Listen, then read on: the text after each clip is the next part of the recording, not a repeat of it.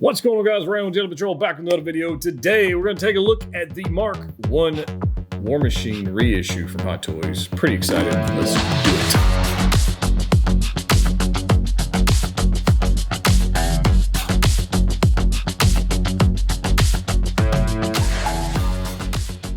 it. So we have on the table today the War Machine Mk1 diecast reissue. Not a 2.0. Not an upgrade, a straight up reissue. Now, you may not know this because you might be new to the channel, but I actually reviewed this piece, the original version, about what feels like 6 months ago. I didn't go back and look at the actual date, but I think it's somewhere in that ballpark. I found one for a good deal, picked it up, and then they announced this, and I was like, well, I don't need two of them, so might as well sell that one, and I gave somebody a good deal on that. Picked this up, and here we go.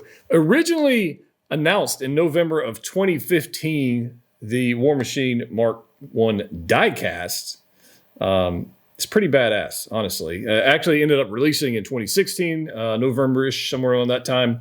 And from that point, when it eventually sold out, it had a retail price of around $360. When it eventually sold out, that price skyrocketed to almost $1,000 in some spots. I think the average was around 7-ish, 8-ish, somewhere in that ballpark.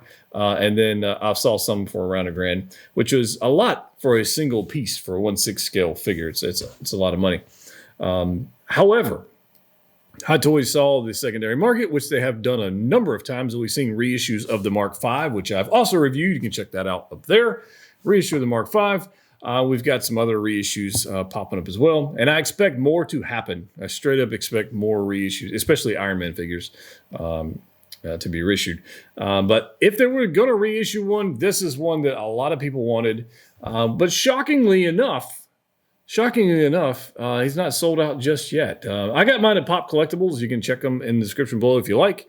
That's where I got mine. But it's not sold out just yet, which is kind of shocking because, again, this thing was going for like stupid money, double retail, and maybe a little bit more than double retail for a good amount of time. And now you have an opportunity to get them for retail, and that's just crazy.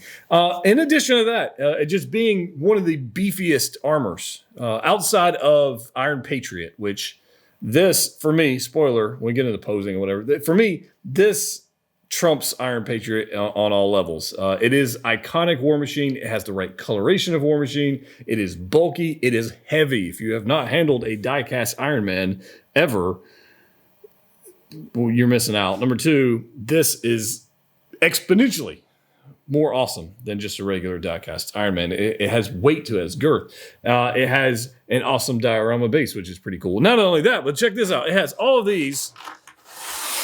Look at all these parts. These are all pieces that come with it that you literally can switch out. Now, I have decided to switch mine out for all the battle damage pieces. I've left a couple pieces off because I just think they look cool. For example, if I rotate this guy around, you will see, and probably see it in some of the future footage, I left, there's covers for these, the ankle sections. You can actually cover these guys up. I chose to leave them off just because I think the contrast of silver is cool. I like seeing the engineering part of it. I just think that's cool.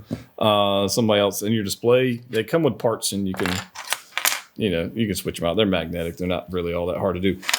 They're pretty cool. You got some ailerons back here for your boosters for flight and whatnot. You've got flip out weapons.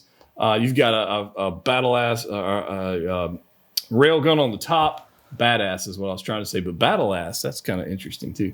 A badass railgun on the top. I mean, just all of it together is pretty sweet. Light up functions are fine. If you've seen an Iron Man light up, it lights up just like that. It's fine. It's nothing crazy. But the amount of battle damage, you can change out the entire chest plate. You got a face plate you can change. It has a Roadie head sculpt. You actually have whole nother helmet, which I have over there. That if you don't want this, you have a light up function in the head. You can do this. I like this one. Generally, I just use these. Magnetic face plates. I mean, it's just crazy stuff, right? A beautiful piece. So I'm quite pleased to have this back in the collection. The only War Machine I do not currently own is the Mark III from Civil War. And eventually I may pick that up. I don't know. Obviously, I'm not in a hurry to pick that one up.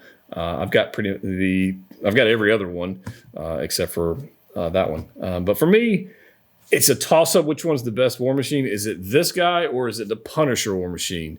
I'm leaning towards this one. We'll see. You guys let me know your thoughts down below.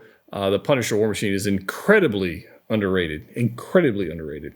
But let's get into it. We'll take a look at some of the finer details. We'll do some poses and have some fun. I reviewed this figure about 6 months ago or something like that when I had the previous version. Having that one, and I sold that one knowing this one was coming in. No reason to have two. They're pretty much exactly the same. It's negligible. I mean, if you have the previous version, there's absolutely no reason to get this unless you want to display like a clean version and then a battle damage version, or you just want a whole bunch of freaking War Machines. I really can't see much reason to get a second one of these. But I do like War Machines, and the Roadie sculpt is great. In the in-game Iron Patriot sculpt does fit in this armor. It will fit. In fact, I made a post on Instagram maybe last week or so with that in there, so you can check that out if you like. But it does fit, and it looks pretty good, honestly. But obviously not screen accurate. It's just cool. But here we go. We've got the Gatling gun on the top. We've got all the battle damage parts. We've got the right shoulder rockets going on. We even have the ex-wife popping up on the left shoulder. Proportions look good. It's a beautiful figure. It is probably the best War Machine figure that exists. And I am including the Iron Patriot because Iron Patriot's cool and all, but the colorations kind of kill it for me on ranking of War Machines. Like, War Machines should be dark gray, black, silver, gunmetal. It should be like just badass style. And I do like the Punisher War Machine quite a bit. So I'm kind of torn between the two, but I think if you're going to go like canon MCU stuff, this one obviously wins. So I'd like to hear from you guys what you guys think on this guy. I very much like him. The paint applications are gorgeous. The detail is phenomenal. There's really no complaints. He stands up just fine. Ratcheted joints. I mean, there's nothing. I don't have any complaints about this figure at all. The weight is a little bit of a chore when trying to do some poses. He's quite heavy, so flight poses may not be doable without some proper balancing. But I very much like this. So let's have some fun posing this guy. We'll see what he can do and move on from there. All right, guys, we got our War Machine Mark 1, and I brought in a few of his friends just to give you guys an idea of what he might look like compared to some other figures you may or may not have in your collection. So here we go. We have, if I can zoom this thing out, we have War Machine, Punisher War Machine on the bottom left. Quite frankly, a fantastic figure that should be higher in secondary prices than it is because it's flipping amazing. We've got the War Machine Mark 1 diecast. It's on the bottom right. We got Mark 4 from Infinity War on the upper right, and we got Mark 6 from Endgame in upper left. All these guys look fantastic. Now you might be wondering, well, where the hell's Iron Patriot? Well, let me show you why Iron Patriot did not make the cut in this particular setup, okay? So I'm going to go ahead and kind of go over here and look. Like, it doesn't freaking fit. Like, what the? It just doesn't look right, right?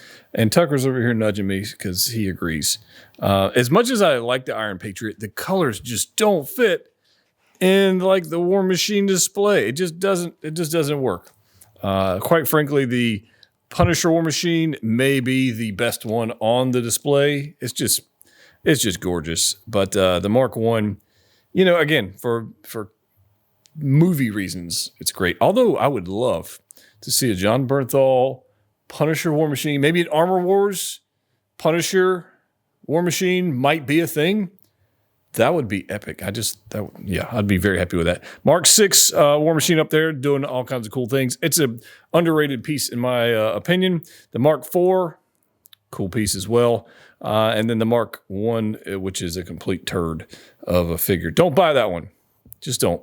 This one, on the other hand, do not sleep on it. If you missed it on the first time around, then you know that the prices went crazy. It was very hard to get. Now's your chance to get it for a very reasonable price. Don't skip it. All right, one final post for you guys. I've got all kinds of weapons and stuff going on with this guy. I've got guns everywhere, Gatling gun in the background. I've got the boosters on the CAFs. We've got the boosters on the back for flying off. He's got everything going on. And this will probably be where I end up in my pose for the display, just because it's War Machine, right? It's going to take up a lot of space. And one of the things about War Machine is posing wise, he's difficult because he's so flippin' heavy. And because you want to showcase all the weapons and get him in a flight pose, like borrowing a dynamic stand from another character is a thing, but he's heavy, right? So here we go. We got, again, I'm going to display mine, all the battle damage stuff. Obviously, you saw the other ones. You can flip them out. There's a shoulder piece you can change out. There's a chest piece you can change out. There's the backpack boosters you can change out. There's just so many switch out parts, face plates for damage, all that kind of stuff. So you decide how you want to display yours. I'm going to display mine all battle damaged up.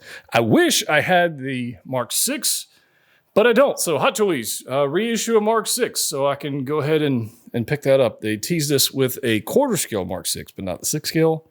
So we kind of need that. So there we go. I very much like this piece. Like I said earlier, happy to have it back in the collection. I hope this was somewhat helpful to you if you decide on whether or not you're going to pick this up. Let me know if this will either reinforce your purchasing decision or change your mind. That'd be kind of interesting to know. So let me know in the comment section down below. If you want to support the channel, love to have you over on Patreon. We have a specific Facebook group just for you guys. I have Discord meetups, behind the scenes stuff, little sneak peeks of what's coming up, and giveaways and that kind of stuff is pretty fun. So there's a link for that in the description below as well. And if you just want to subscribe for free, click the button, make it happen. As always, collect what you like. See you next time.